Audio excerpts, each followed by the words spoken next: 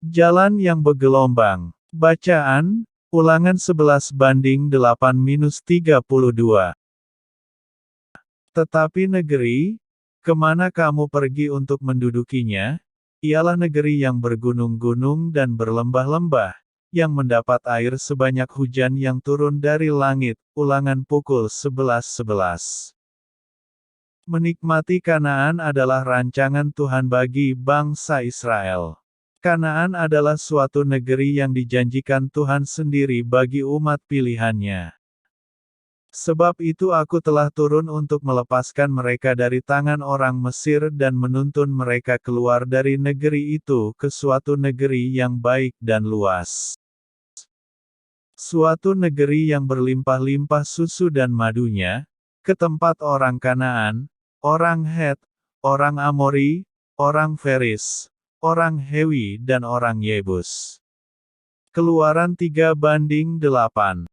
Untuk mencapai tanah perjanjian tersebut bukanlah perkara yang mudah, sebab tempat di mana Tuhan menuntun bangsa Israel bukanlah tempat yang lahannya selalu rata dan mulus, tetapi ada yang bergunung-gunung dan berlembah-lembah.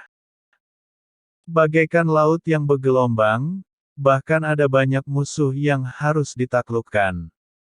Alkitab mencatat, hanya bangsa yang diam di negeri itu kuat-kuat dan kota-kotanya berkubu dan sangat besar, juga keturunan Enak telah kami lihat di sana. Bilangan pukul 13:28. Dan orang-orang yang tinggal di sana memiliki perawakan tinggi-tinggi seperti raksasa. Karena itulah pada waktu menempuh perjalanan menuju tanah perjanjian itu banyak di antara umat Israel yang tidak tahan dengan ujian dan tantangan yang ada. Mereka pun mengeluh, bersungut-sungut, kecewa, marah dan bahkan berani menyalahkan Tuhan. Akhirnya sebagian dari mereka gagal di tengah jalan dan tidak menikmati Kanaan. Bukan hanya bangsa Israel saja yang harus melewati perjalanan yang penuh liku-liku. Terkadang kita diizinkan Tuhan melewati jalan-jalan yang tidak rata atau bergelombang, berkelok-kelok, melewati bukit-bukit, gunung-gunung, lembah-lembah, bahkan jurang yang tajam dan dalam.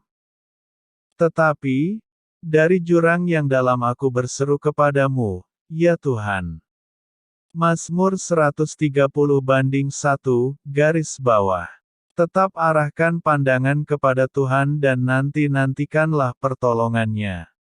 Janganlah menyerah dan menjadi tawar hati, sebab jika engkau tawar hati pada masa kesesakan, kecillah kekuatanmu.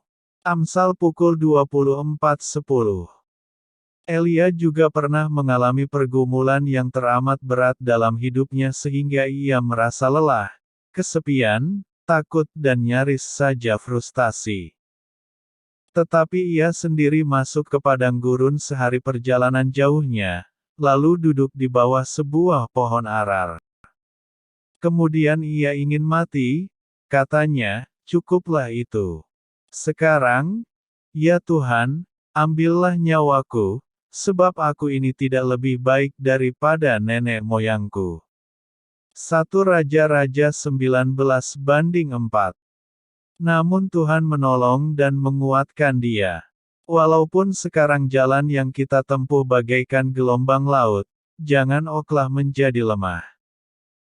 Aku senantiasa memandang kepada Tuhan, karena Ia berdiri di sebelah kananku, aku tidak goyah. Mazmur 16:8. Berbahagialah orang yang melakukan firman Tuhan. Tuhan Yesus Kristus memberkati.